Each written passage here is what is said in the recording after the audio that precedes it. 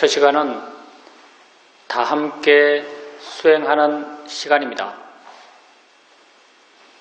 수행에 대해서 하는 내 말을 단지 하나의 소리다라고 알아차림하십시오. 내 입에서 나오는 소리가 아니라 여러분 귀에 들리는 소리로 알아차림하십시오. 편안히 앉으셔서 자기 자신에게 관심을 두십시오. 수행을 하는 가장 기본적인 마음의 자세는 자신에 대한 관심입니다. 바르게 관심 갖고 있다면 이미 바르게 수행하고 있는 것입니다. 자신에 대해서 생각만 해줘도 관심이 생깁니다.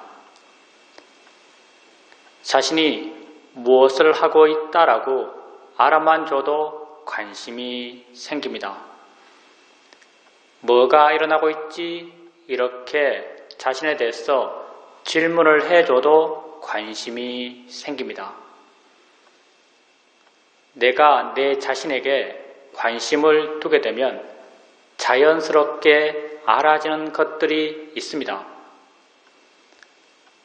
엉덩이 느낌을 알 수 있습니다.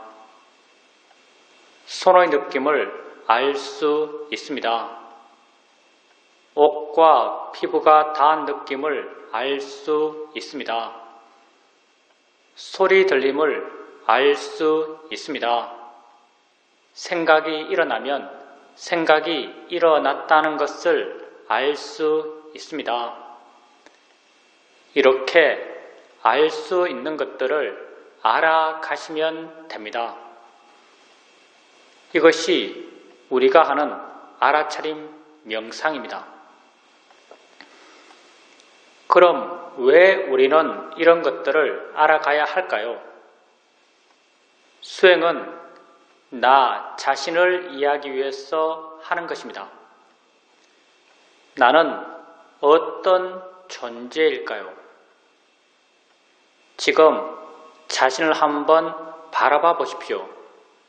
여러분은 어떤 존재입니까? 나는 과거에 있지 않고 미래에 있지 않고 지금 현재 여기에 있는 존재입니다. 나는 오직 여기 이 순간을 살아갈 뿐입니다. 이 순간 나의 삶이란 무엇인가요? 여러분은 무엇을 하면서 이 순간을 살아가고 계십니까? 나는 보면서, 들으면서, 느끼면서, 생각하면서 이 순간을 살아갑니다. 그렇지만 보는 나, 듣는 나, 느끼는 나, 생각하는 내가 따로 있지 않습니다. 봄 이 자체가 나의 삶입니다. 들음 이 자체가 나의 존재입니다. 느낌의 진행 이 자체가 내 삶의 진행입니다. 생각의 진행 이 자체가 내 존재의 진행입니다. 나는 이 순간 일어나고 있는 6가지 감각기관, 눈, 코, 귀, 입, 몸, 마음에서의 알의 일어남의 존재입니다. 나는 지금 알아감으로 지금 살아간다라고 말할 수 있습니다. 나를 이해하기 위해서 이러한 알의 일어남, 존재의 진행을 알아가고 이해해 가야 합니다. 엉덩이에 느낌 있을 때 느낌 있다라고 아십시오. 느낌의 일어남이 곧 내 삶의 일어남입니다. 손에 느낌 있을 때 느낌 있다라고 아십시오. 손과 엉덩이란 것은 중요하지 않습니다. 왜냐하면 실제가 아니기 때문입니다. 불교에서 말해지는 모든 실제, 곧 법이라고 하는 것은 모두 다 알 기준으로 정의된 것입니다. 나의 존재라고 하는 것이 이 순간 알의 진행이기 때문에 이러한 알의 진행에 진짜 있는 것, 실제 체험되는 것, 이걸 우린 실제, 법이라고 정의합니다. 지금 여러분에겐 손의 느낌이 있습니다. 한번 보십시오. 여러분이 실제로 아는 것은 손입니까? 아니면 느낌입니까? 여러분이 실제로 아는 것은 느낌입니다. 손은 느낌을 통해서 생각되어진 것입니다. 느낌이 실제이고 손을 관념이라고 합니다. 실제 있는 느낌을 아십시오. 무엇의 어떤 느낌이 되었던 단지 느낌 있다라고 아십시오. 느낌을 단지 느낌이다라고 이해할 수 있다면 느낌이 만들어내는 모든 관념들, 손의 느낌, 엉덩이 느낌, 아픈 느낌, 괴로운 느낌, 이러한 모든 관념들로부터 우리는 자유로울 수 있습니다. 실제는 다 느낌이기 때문입니다.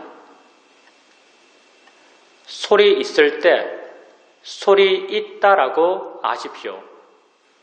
그 소리가 새 소리든 바람 소리든 자동차 소리든 그건 중요하지 않습니다. 왜냐하면 소리 들음에 있어서 새, 바람, 자동차란 것은 실제 하는 것이 아니기 때문입니다. 내가 집 안에 있으면서 자동차 소리를 들을 때 실제 아는 것은 소리입니다. 자동차는 소리를 통해서 생각되어진 것입니다. 실제 있는 소리를 아십시오. 무엇의 어떤 소리가 되었던 단지 소리 있다라고 아십시오. 소리를 단지 소리다라고 이해할 수 있다면 소리가 만들어내는 모든 관념들, 자동차 소리, 시끄러운 소리, 나를 욕하는 소리, 이러한 모든 관념들로부터 우리는 자유로울 수 있습니다. 실제는 다 같은 소리일 뿐이기 때문입니다. 생각 있을 때 생각 있다라고 아십시오. 그 생각이 어떤 내용의 생각인지는 중요하지 않습니다. 왜냐하면 생각의 내용은 실제 내 삶의 체험이 아니기 때문입니다. 내가 지금 서울 있는 내 아들을 생각한다 하더라도 아들이 내 앞에 있어서 보고 만질 수 있는 것이 아닙니다. 생각 속의 아들은 실제 아들이 아닙니다. 단지 생각 있다라고 아십시오. 생각을 단지 생각이다라고 통찰할 수 있다면 생각이 만들어내는 모든 생각의 내용들로부터 우리는 자유로울 수 있습니다. 나를 사기친 사람에 대한 생각이든 우리 집에 있는 귀여운 고양이에 대한 생각이든 둘 다 몇몇 영상과 언어화된 내용들이 내 마음을 지나가고 있을 뿐입니다. 그 어떤 생각도 실제의 물리력을 갖고 있지 않습니다. 그렇지만 우리는 어떤 생각을 하면 두려워하고 어떤 생각을 하면 걱정합니다. 이건 생각의 내용을 마치 내가 지금 체험하듯이 믿는 어리석은 마음이 있기 때문입니다. 나는 지금 생각하는 것이지 체험하는 것이 아닙니다. 생각하면서 체험하듯이 고통받고 있다면 이건 진정 어리석기 때문입니다. 단지 생각 있다라고 아십시오. 수행을 처음 할 때, 마음의 힘이 약할 때, 내가 내 자신을 알아갈 때면 마음은 대상들을 쫓아다닙니다. 엉덩이 느낌 알았다가 손의 느낌 알 때 마음은 엉덩이에서 손으로 옮겨갑니다. 어깨 느낌 알 때 마음은 어깨로 옮겨갑니다. 소리 들을 때 마음은 귀로 옮겨갑니다. 이렇게 대상을 하나하나 옮겨 다니면서 알아가고 계시다면 가볍고 활기차게 대상들을 옮겨 다니면서 알아가십시오. 이렇게 하나하나의 대상을 알아갈 때 어느 한 대상을 자세하게 보려고 하지 마십시오. 대상을 자세하게 보는 것, 힘 주어서 보는 것, 그것만 보는 것, 이런 것은 우리 수행에 전혀 맞지 않습니다. 대상을 가볍게 아십시오. 그것이 있다라고 가볍게 인지해 주는 정도면 충분합니다. 있다라고 마음속으로 생각해 줄 필요도 없습니다. 알아지고 있기만 하면 됩니다. 이렇게 가볍게 있다라고 알게 되면 수행하는 마음이 가볍습니다. 다른 대상이 쉽게 드러납니다. 드러난 다른 대상으로 마음을 옮겨 주십시오. 또 다른 대상이 쉽게 드러납니다. 또 다른 대상으로 마음을 옮겨 주십시오. 이렇게 가볍게 알아차림하고 쉽게 대상을 바꿔가면서 알아차림해 가십시오. 수행은 좋은 마음을 기르기 위해서 하는 것입니다. 우리가 이 수행을 통해서 개발해가는 가장 기본적인 좋은 마음은 마음의 고요함과 마음의 활발함입니다.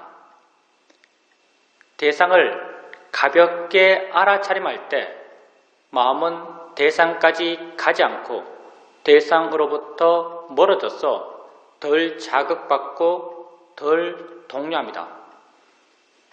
덜 동요하는 이 마음을 우리는 고요함, 사마디라고 합니다. 대상을 가볍게 알 수 있으면 알 수 있을수록 마음의 고요함의 힘은 점점 좋아집니다. 대상을 쉽게 바꿔갑니다. 마음은 깨어있고 힘이 있고 활기찹니다. 활기찬 마음의 성질을 우리는 노력, 위리야라고 합니다. 대상을 가볍게 알아차림하면서 쉽게 대상을 바꿔가면서 마음의 고요함의 힘과 마음의 활발함의 힘을 함께 키워갑니다. 이렇게 좋은 마음의 힘들이 좋아지게 되면 어느 순간 내가 한 대상을 알았을 때 마음이 이미 스스로 다른 대상을 알고 있습니다. 마음이 스스로 안 다른 대상으로 마음을 옮겨줍니다. 그 순간 마음은 또 다른 대상을 이미 알고 있습니다.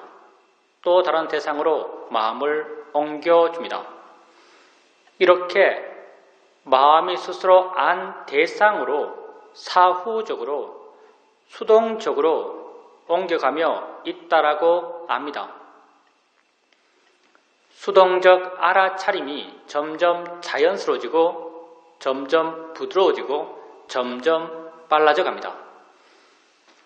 내가 한 대상 한 대상을 띄엄띄엄 옮겨가며 알아갈 땐 그 대상들을 옮겨 다니는 마음의 힘은 나의 힘처럼 느껴졌습니다. 수동적 알아차림이 점점 자연스러워지고 빨라져 갈 때 그 대상들을 옮겨 다니는 마음의 힘은 나의 힘이 아닌 마음의 내재적 순발력처럼 느껴집니다. 수행에서 나의 개입, 나의 노력이 점점 줄어들어 가는 것입니다. 불교 수행의 바른 길을 말할 때 그 하나가 내가 줄어들어 가는 길이라고 말할 수 있습니다. 수동적 알아차림을 통해서 마음의 고요함의 힘과 활발함의 힘은 더욱 좋아집니다. 이렇게 좋은 마음의 힘들이 좋아지게 되면 어느 순간 내가 알려는 마음을 전혀 내지 않는데도 여러 대상들이 자연스럽게 알아집니다. 나는 그 각각의 대상을 알려는 마음을 전혀 내지 않습니다.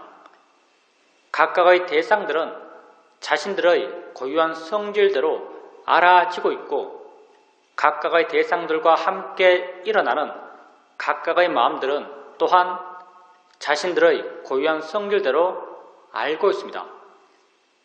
나는 단지 물러나서 이 여러 일어남들을 지켜볼 수 있습니다.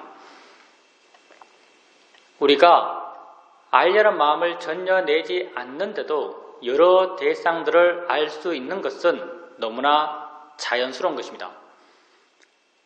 아무 생각 없이 길거리를 걸어가고 있을 때 나는 몇 가지 소리를 들으면서 걷고 있을까요? 수많은 소리를 들으면서 걷고 있을 것입니다. 수많은 소리, 그 각각이 자신들의 고유한 성질대로 들려지고 있고 수많은 소리와 함께 일어나는 수많은 듣는 마음, 그 각각이 자신들의 고유한 성질대로 듣고 있습니다. 나는 단지 물러나서 이 여러 일어남들을 지켜볼 수 있습니다. 이렇게 알아차림의 상태가 변해갑니다. 처음에는 하나하나의 대상을 띄엄띄엄 옮겨가며 알아갈 수 있었습니다. 나중에는 마음이 스스로 아는 것을 부드럽게 옮겨가며 있다라고 알 수 있었습니다. 또 나중에는 알려는 마음을 전혀 내지 않는 상태에서 여러 가지 것들이 자연스럽게 알아지는 걸로 알아갈 수 있었습니다. 이렇게 알아차림의 상태가 변해가는 것은 알아지는 것이 변했기 때문이 아닙니다. 수행하는 마음이 변했기 때문입니다. 수행하는 마음의 고요함의 힘과 활발함의 힘들이 좋아졌기 때문에 이러한 알아차림의 변화가 가능했던 것입니다. 이렇게 물러나서 여러 일어남들을 단지 지켜볼 수 있을 만큼 수행하는 마음이 좋아졌을 때 조금씩 실제 하는 것에 대한 이해가 마음에 자연스럽게 생겨납니다.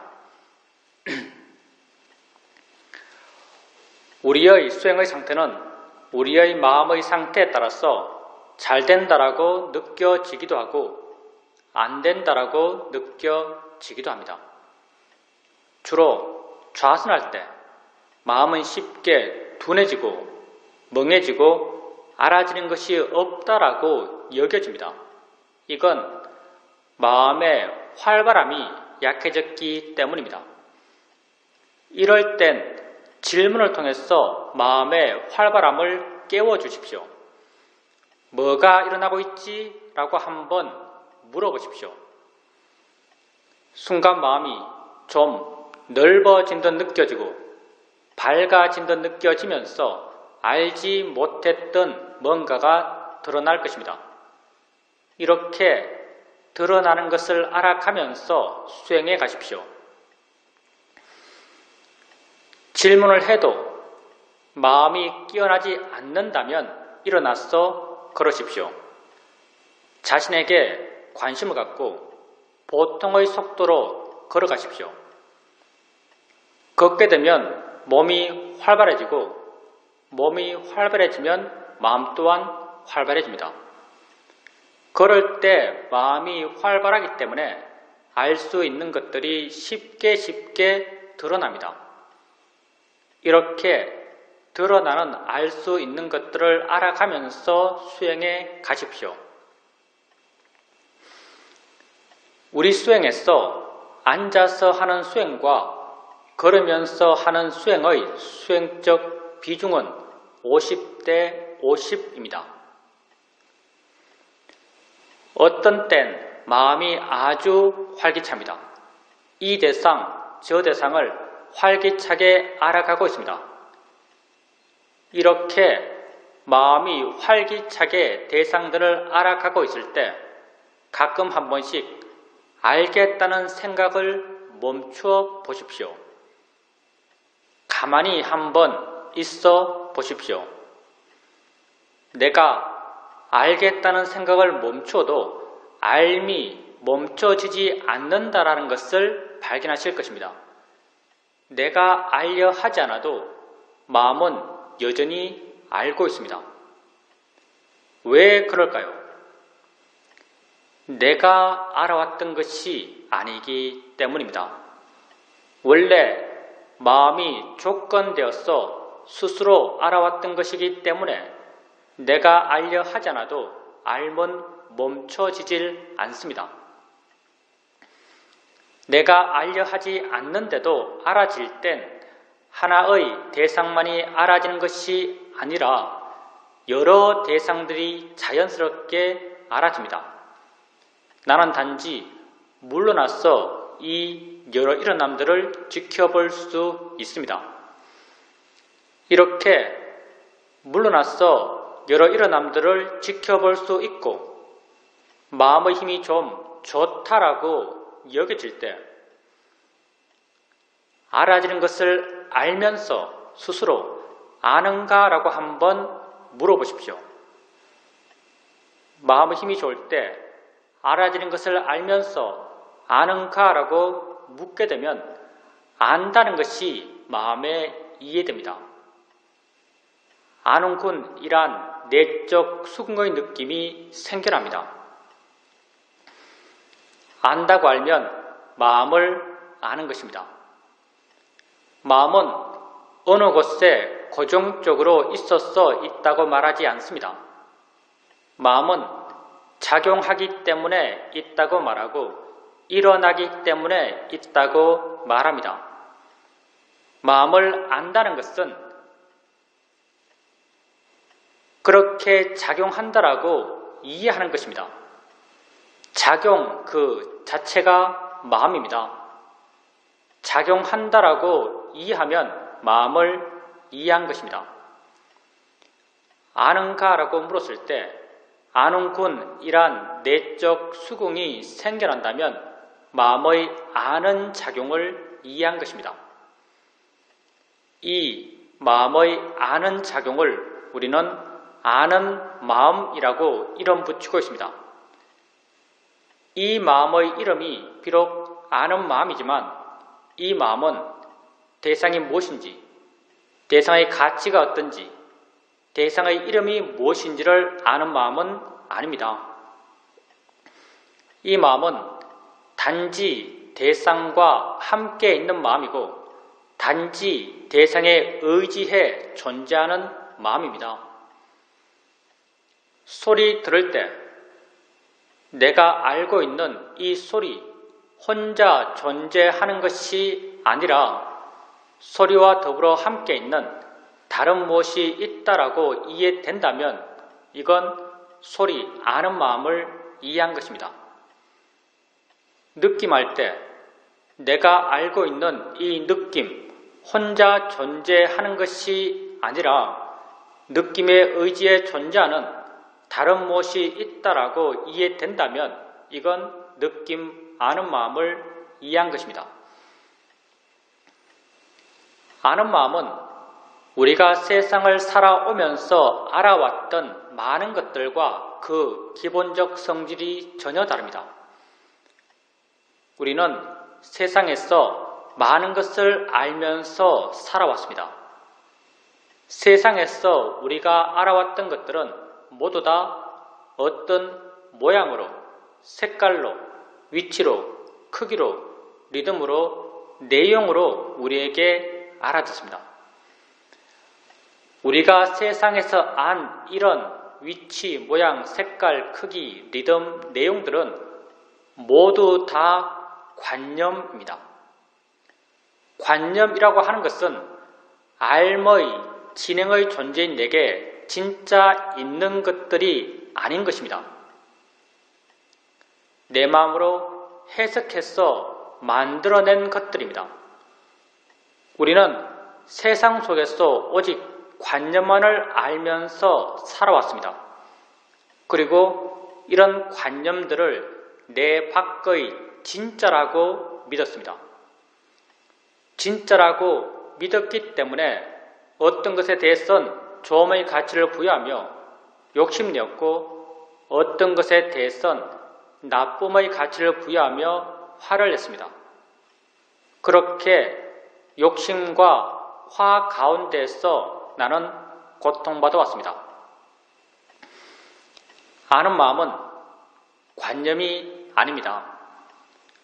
아는 마음은 내게 진짜 있는 법입니다. 지금 여러분에겐 엉덩이에 느낌이 있습니다. 여러분은 어떻게 느낌 있다라고 말할 수 있을까요?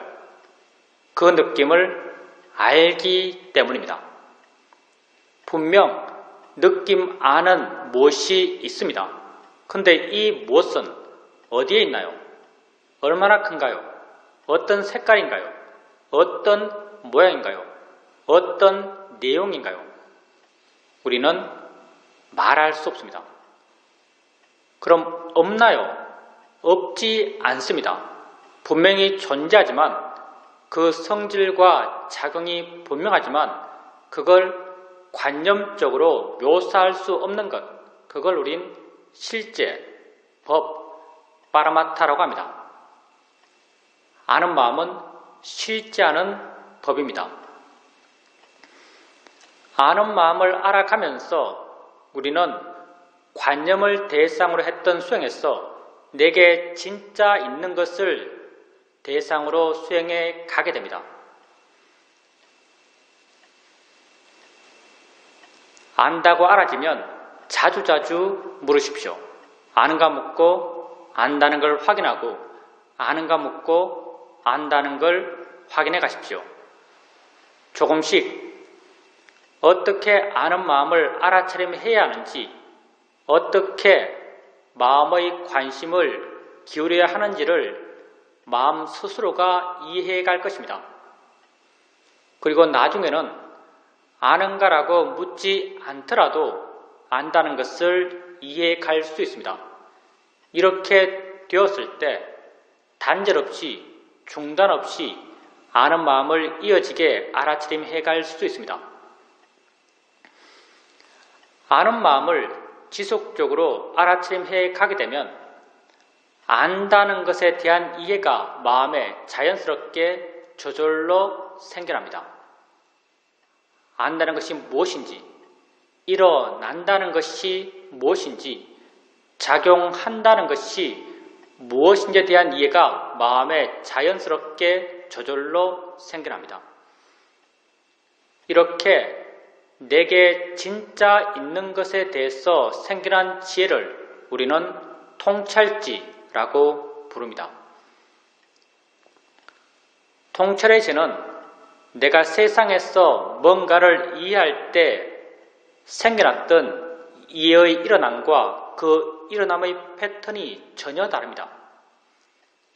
세상에서 내가 뭔가를 이해할 땐 사전에 무엇에 대해서 어떤 일을 할지 알고 시작합니다.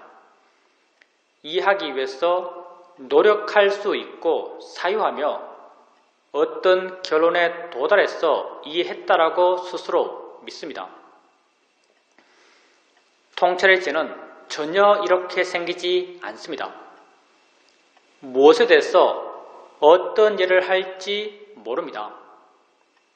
이해하기 위해서 노력할 수 없습니다. 노력하면 노력할수록 이해와는 더욱더 멀어집니다. 많은 경우 이해해도 이해한 걸 모를 수 있습니다. 왜냐하면 통찰의 지혜는 마음이기 때문입니다. 마음은 내 것이 아닙니다. 내가 일어나게 해서 일어날 수 있는 것이 아닙니다.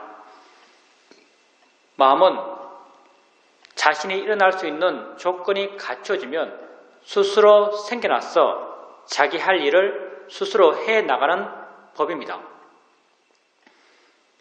눈을 뜨면 보는 마음은 생겨나서 보는 일을 스스로 해나갑니다. 소리 있으면 듣는 마음은 생겨나서 듣는 일을 스스로 해나갑니다. 통찰의 지혜의 마음 또한 자신이 생겨날 수 있는 조건이 갖춰지면 스스로 생겨나서 자기 할 일을 스스로 해나갑니다. 통찰의 지혜가 하는 일은 언제나 내 마음을 대상으로부터 멀어지게 하고 가볍게 하고 부드럽게 하고 자유롭게 해주는 역할을 합니다. 따라서 우리가 수행을 한다는 것은 지혜가 나기 위해서가 아닙니다. 지혜 날 수 있는 마음의 조건을 만들기 위해서입니다. 붓다는 지혜 날 수 있는 마음의 조건을 경견해서 사의의족, 오근, 오력, 칠각지, 팔정도 이렇게 다양한 조건을 말씀하고 있습니다. 지혜 날 수 있는 마음의 조건을 만들기 위해서 지속적으로 해나가는 것은 알아차림입니다. 알아차림 해갑니다. 바른 알아차림의 마음의 힘이 점점 좋아져 갑니다. 바른 알아차림의 마음의 힘이 좋아지게 되면 마음은 점점 알아차려지는 대상으로부터 멀어집니다. 대상으로부터 덜 자극받고 덜 동요합니다. 덜 동요하는 이 마음을 우리는 고요함, 사마디라고 합니다. 마음의 일어남에 대해서 다시 한번 생각해 보십시오. 내가 고요해야지라고 원했을 때 고요한 마음이 생겨날까요? 생겨나지 않습니다. 왜냐하면 바른 원인이 아니기 때문입니다. 알아차림해 가게 되면 마음은 저절로 고요해집니다. 바른 알아차림이 고요한 마음이 생겨날 수 있는 바른 원인이기 때문입니다. 이렇게 마음이 고요해지면 있는 것을 있는 그대로 볼 수 있습니다. 아는 마음을 있는 그대로 이해할 수 있습니다. 안다는 것을 있는 그대로 이해하게 되면 안다는 것은 너무나 신기합니다. 어떻게 알까요? 이 아는 게 뭘까요? 이건 도대체 어디에 있는 것일까요? 위치 없이 존재한다는 게 과연 뭘까요? 이런 궁금함, 알고 싶어하는 마음이 자연스럽게 생겨납니다. 이런 마음들은 다 지혜의 마음의 성질들입니다. 고요함을 원인으로 지혜의 마음의 힘이 점점 좋아집니다. 마음에 지혜가 있게 되면 그 순간에 가치, 보람, 의미를 느끼는 마음이 생겨납니다. 이 마음을 우리는 신심이라고 이름 붙이고 있습니다. 마음에 신심이 있게 되면 하고자 하는 마음의 에너지가 강해집니다. 이 마음을 우리는 노력이라고 이름 붙이고 있습니다.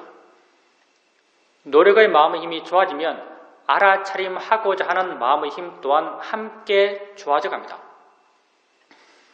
이 5가지 마음, 알아차림, 고요함, 지혜, 신심, 노력의 마음을 붓다께선 경전에서 오력이라고 함께 묶어 부르고 계십니다. 오력의 마음은 각자 개별적으로 따로따로 존재하는 마음들이 아닙니다.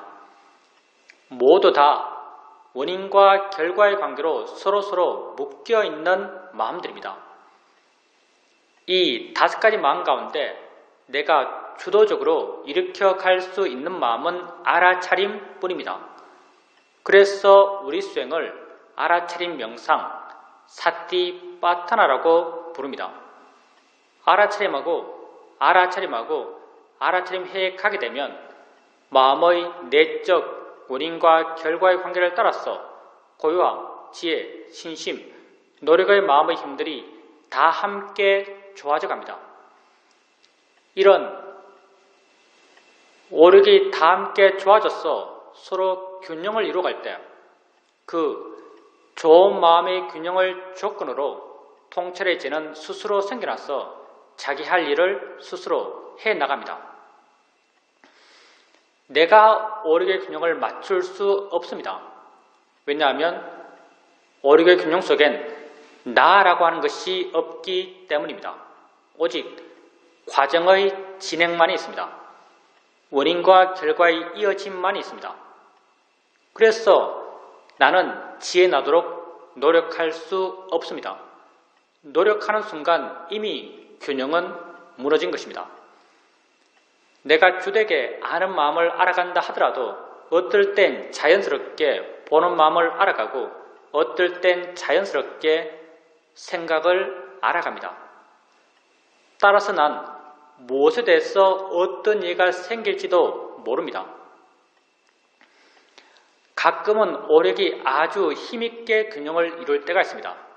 이땐 뭐다라는 것이 순간 확 알아집니다. 이렇게 깊은 지혜가 날 땐 지혜 났다는 것, 무엇에 대해서 지혜 났다는 것, 그 지혜로 인해서 내 마음이 얼마나 좋아졌다는 것을 모두 다 알 수 있습니다. 그렇지만 수행의 과정에서 많은 경우 오력은 약한 상태로 균형을 이룹니다. 이런 약한 균형 속에서도 작은 지혜들이 조금씩 생겨납니다. 이럴 땐 지혜 생겨나도 지혜 난 걸 모를 수 있습니다. 한참의 시간이 지난 뒤에 이런 작은 지혜들이 모여서 커졌을 때 스스로를 돌아보면 내게 이런 예가 생겼구나라는 것이 확인됩니다.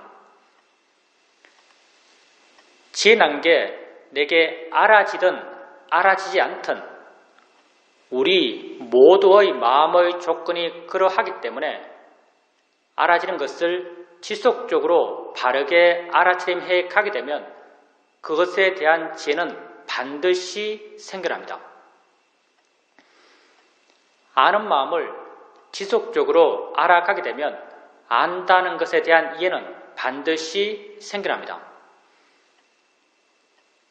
우리에겐 매 순간순간 수많은 마음들이 일어나고 있습니다. 이 수많은 마음 가운데 한 마음이 아는 마음입니다. 아는 마음이 다른 마음들보다 더 중요한 것은 결코 아닙니다. 단지 우리 수행에 좀 더 유익한 수행의 대상이기 때문에 우리는 아는 마음을 주된 대상 삼아서 수행해갈 뿐입니다. 안다는 것에 대한 이해가 점점 깊어져 감에 따라서 다른 모든 마음에 대한 이해 또한 더불어 함께 깊어져 갑니다. 왜냐하면 내가 이해가 깊어져 가는 그것들은 모든 마음에 공통된 것들이기 때문입니다. 우리는 오직 법의 일반적 특성에 대한 이해가 깊어져 갈 뿐입니다. 이렇게 한 마음에 대한 이해가 깊어지면 다른 모든 마음에 대한 이해 또한 더불어 함께 깊어져 갑니다. 마음에 대한 이해가 점점 깊어져 갑니다. 마음에 대한 이해가 깊어지게 되면 마음이 저 홀로 존재하지 못한다는 걸 알 수 있습니다. 만약 마음이 저 홀로 존재할 수 있다면 그건 불변하는 나, 진화일 것입니다. 그렇지만 마음은 저 홀로 존재할 수 없습니다. 마음은 언제나 대상과 함께 있고 대상에 의지해 존재합니다. 아는 마음은 알아지는 대상과 함께 있고 알아지는 대상에 의지해 존재합니다. 알아지는 대상이 있을 때 아는 마음 또한 존재하고 알아지는 대상이 없을 때 아는 마음 또한 존재할 수 없습니다. 붓다는 연기를 설명하실 때 이것이 있으므로 저것이 있고 이것이 없으면 저것 또한 없다라고 하시면서 연기를 설명하셨습니다. 아는 마음과 알아지는 대상의 관계는 바로 연기적 관계입니다. 안다는 것에 대한 이해가 점점 깊어져 감에 따라서 알아진다는 것에 대한 이해 또한 더불어 함께 깊어져 갑니다. 이 둘은 톱니의 양축처럼 함께 물려 돌아가고 있습니다. 한쪽에 대한 이해가 깊어지면 다른 쪽에 대한 이해가 깊어지지 않을 수가 없습니다. 이렇게 아는 마음과 알아지는 대상 그리고 이 둘의 함께 있음에 대한 이해가 점점 깊어져 갑니다. 알아지는 대상, 아는 마음, 대상과 마음 이 둘은 여기 이 순간을 살아가는 내 삶의 모든 것입니다. 나는 여기 이 순간을 살아갑니다. 이 순간 나의 삶이란 이 순간 나의 삶입니다.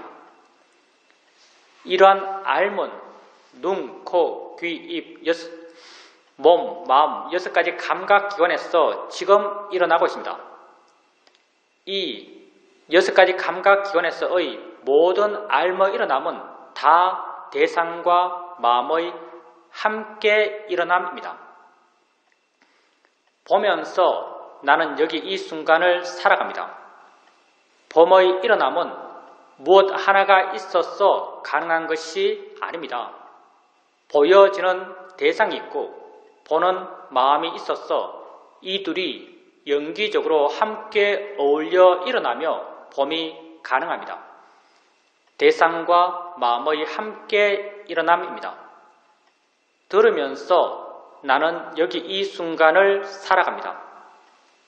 들음의 일어남 또한 무엇 하나가 있어서 가능한 것이 아닙니다. 들려지는 소리가 있고 듣는 마음이 있어서 이 둘이 서로 어울려 함께 일어나며 들음이 가능합니다. 대상과 마음의 함께 일어남입니다. 6가지 감각기관에서의 모든 삶의 일어남들은 다 대상과 마음의 함께 일어남입니다. 그래서 붓다께서 우리 존재를 설명하실 때 안, 이, 비, 설, 신의 색성향 미촉 법으로 우리를 설명하신 것입니다. 이러한 6가지 감각기관에서의 모든 삶의 일어남들, 대상과 마음의 함께 일어남은 아는 마음과 알아지는 대상의 함께 일어남과 같은 연기 구조입니다. 안다는 것과 알아진다는 것에 대한 이해가 깊어져 감에 따라서 다른 모든 삶의 일어남에 대한 이해 또한 더불어 함께 깊어져 갑니다. 다 같은 성질들이기 때문입니다.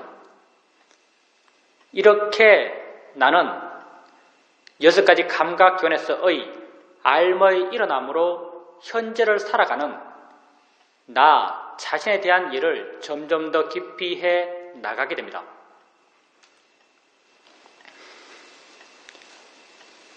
수행을 하는 데 있어서는 어떻게 수행하는것보다 더욱 중요한 것이 어떤 마음으로 수행하는가입니다.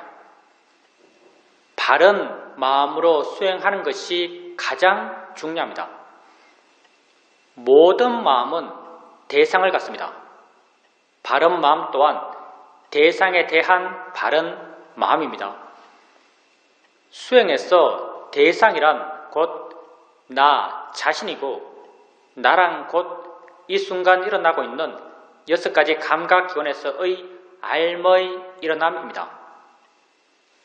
이런 일어남에 대해서 바른 마음이 되기 위해서는 이 일어남에 대해서 바른 견해를 갖고 있어야 합니다.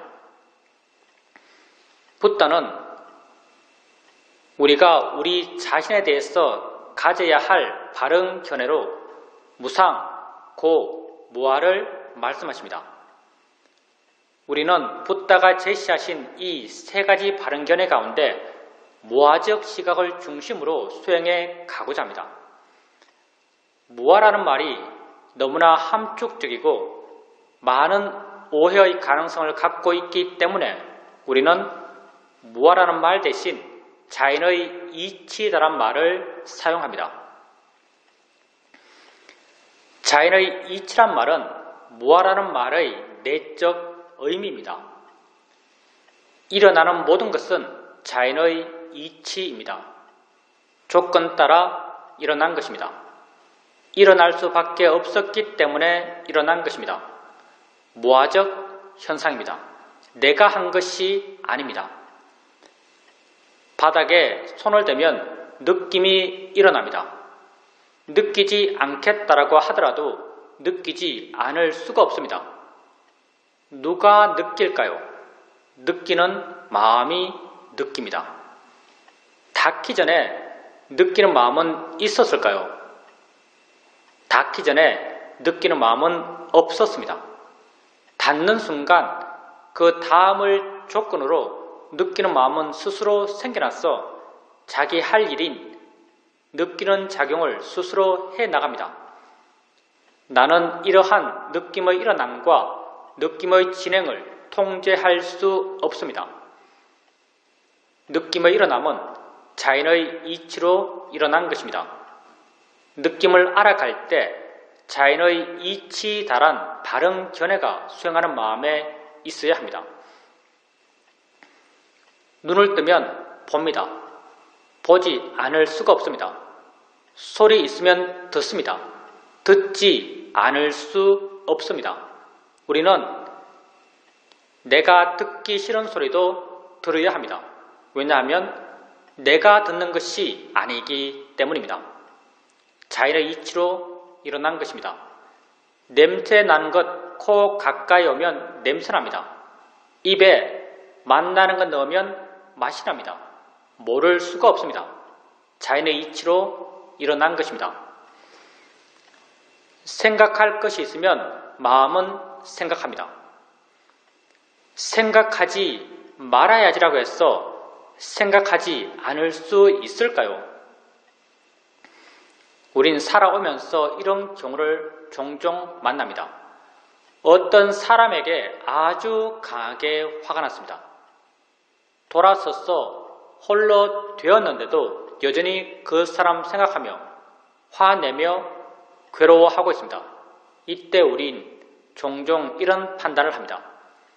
그 사람과 이미 헤어졌고 나 혼자 있으면서 그 사람 생각하고 화내고 괴로워하는 것은 나만 손해다. 그 사람 생각 이제 그만하자. 이렇게 결심합니다. 이렇게 결심했을 때 그 사람 생각을 그만둘 수 있던가요? 우리는 그만둘 수 없습니다. 처음에 아주 잠깐 그만하자라는 결의의 마음의 힘으로 생각 일어남을 짧게 눌러둘 수 있지만 조금의 시간이 지나면 나도 모르게 그 사람 생각하며 화내며 괴로워하고 있는 나 자신을 발견하게 됩니다. 내가 하기 싫은 생각, 하면 괴로운 생각, 하지 않겠다라고 결심한 생각을 나는 안 할 수가 없습니다. 왜냐하면 생각을 내가 하는 것이 아니기 때문입니다. 그 사람과 관련된 마음의 조건이 이미 강하게 형성되어 있고 그 조건 속에서 생각하는 마음이 스스로 생겨나서 생각하는 일을 스스로 해 나가기 때문에 나는 그 생각 일어남을 통제할 수 없습니다. 생각의 일어남은 자연의 이치로 일어난 것입니다. 일어나는 것을 알아갈 때 자연의 이치에 달한 바른 견해를 생각으로 자주자주 일으켜 주십시오. 우린 또 여러분에게 알 수 있는 모든 것은 단지 대상일 뿐이다란 바른 견해를 제시합니다. 단지 대상일 뿐입니다. 내가 좋아할 것도 싫어할 것도 아닙니다. 우리는 눈을 뜨고 세상을 봅니다. 다양한 모양, 다양한 색깔, 다양한 형태들이 내게 보입니다. 나는 내가 보아 아는 이것들이 내 바깥에 실존적으로 존재한다라고 믿습니다. 내 바깥 객관 세계를 내가 직접 보아 안다라고 믿습니다. 과연 우리가 우리 바깥 객관 세계를 직접 알면서 살까요? 우리는 이렇게 살지 않습니다. 우리 바깥 객관 세계를 알면서 사는 것이 아니라 내 안에서 주관적으로 해석된 세상을 알면서 살고 있습니다. 지금 내 앞에 이런 모양, 이런 크기의 자동차가 있습니다. 눈을 뜨고 봅니다. 나는 내가 보아 아는 이 자동차가 내 바깥에 실제 있다라고 믿고 있고 내 밖의 자동차를 내가 직접 보아 안다라고 믿습니다. 만약 내 밖의 자동차를 내가 직접 보아 안다면 내 눈에서 뭔가가 나가야 합니다. 그게 빛이든 초음파든 촉수든 나가서 내 바깥에서 그걸 접하고 내 바깥에서 그것의 정보를 취해서 안다면 직접 본다라고 할 수도 있을 것입니다. 그렇지만 우린 명백하게 이렇게 보지 않습니다. 내 눈에서 뭔가 나가는 것이 아니라 내 눈을 향해서 뭔가가 옵니다. 오고 있는 것은 분명한데 이 오고 있는 것이 자동차인가요? 자동차가 아닙니다. 어떤 색깔인가요? 색깔이 없습니다. 어떤 형태인가요? 어떤 모양인가요? 우리는 말할 수 없습니다. 오고 있다는 그 성질과 작용은 분명하지만 그걸 관념적으로 묘사할 수 없습니다. 실제는 법, 파라마타이기 때문입니다. 오고 있는 그것이 우리 눈에 부딪힙니다. 순간 마음은 자신이 가지고 있는 정보를 투영해서 아주 빠르게 그걸 해석합니다. 그 해석의 결과가 이런 모양, 이런 이름, 이런 가치들입니다. 바로 내가 아는 자동차입니다. 내가 아는 자동차는 어디에 있나요? 내 바깥에 있나요? 아니면 내 마음 안에 있나요? 내 마음 안에 있습니다. 내 마음 안에 해석되어 만들어진 이 자동차에 대해서 내가 좋음의 가치를 부여하며 욕심내는 게 합당할까요? 싫음의 가치를 부여하며 화를 내는 것이 합당할까요? 합당하지 않습니다. 어리석은 일입니다. 그래서 우린 이런 것들에 대해서 대상일 뿐이다란 바른 견해를 갖고 알고자 합니다. 보여지는 모든 것은 단지 대상일 뿐입니다. 들려지는 모든 소리, 모든 느낌, 모든 냄새, 모든 맛들은 단지 대상일 뿐입니다. 생각되어지는 모든 생각의 내용들은 단지 대상일 뿐입니다. 수행을 해가면서 자신에게 알아지는 것들을 알아가면서 자연의 이치다, 대상일 뿐이다란 바른 견해를 자주자주 일으켜 주십시오. 조금씩 마음 스스로가 왜 자연의 이치인지, 왜 대상인지를 이해해 갈 것입니다. 이런 이해는 지혜이고, 지혜는 생겨나면 자기 할 일을 스스로 해나갑니다. 오래 앉아 있게 되면 다리가 아픕니다. 아프다라고 해석되는 이 느낌을 알면서 자연의 이치야, 대상일 뿐이야란 바른 견해를 일으켜줍니다. 순간 마음은 그 느낌으로부터 좀 물러난 듯 느껴지고 가벼워진 듯, 부드러워진 듯, 밝아진 듯 느껴집니다. 바른 견해의 지혜가 작용하면서 마음의 상태를 물러난 마음, 가벼운 마음, 부드러운 마음, 밝은 마음의 상태로 바꾸어 놓습니다. 이렇게 지혜로 인해서 바뀌어진 마음을 우리는 바른 마음이라고 말합니다. 마음이 바르게 되었을 때 바르게 알아차림할 수 있고 바른 이해가 생겨날 수 있습니다. 누가 우리에게 이 수행에서 가장 중요한 한 가지는 무엇입니까? 라고 묻는다면 우리는 언제나 한결같이 이 수행에서 가장 중요한 한 가지는 바른 견해다라고 말합니다. 바른 견해가 있을 때 수행하는 것이고 바른 견해가 없을 때 수행하지 않는 것입니다. 수행하는 마음에 바른 견해가 있도록 하십시오. 항상 자기 자신에게 관심을 두십시오. 나는 내가 아는 세상 속에서 살아가고 있습니다. 내가 아는 세상은 다 내 안의 세상입니다. 나 이외에 무엇에 관심 두겠습니까? 진정 관심 둬야 할 대상은 나 자신입니다. 자신에게 관심을 두십시오. 나는 이 순간 일어나고 있는 6가지 감각기관에서의 알의 일어남의 존재입니다. 이러한 일어남을 자연의 이치다, 대상일 뿐이다란 바른 견해를 일으켜주면서 알아가십시오. 알아차리는 마음의 힘이 좋아져 가면서 그것과 원인과 결과의 관계에 있는 다른 좋은 마음의 힘들이 다 함께 좋아져 갈 것입니다. 이러한 좋은 마음의 균형 속에서 그 일어남에 대한 이해가 마음에 자연스럽게 생겨납니다. 이해는 생겨나면 나를 자유롭게 합니다. 봄에 대한 이해는 보여지는 것으로부터 나를 자유롭게 합니다. 들음에 대한 이해는 들려지는 것으로부터 나를 자유롭게 합니다.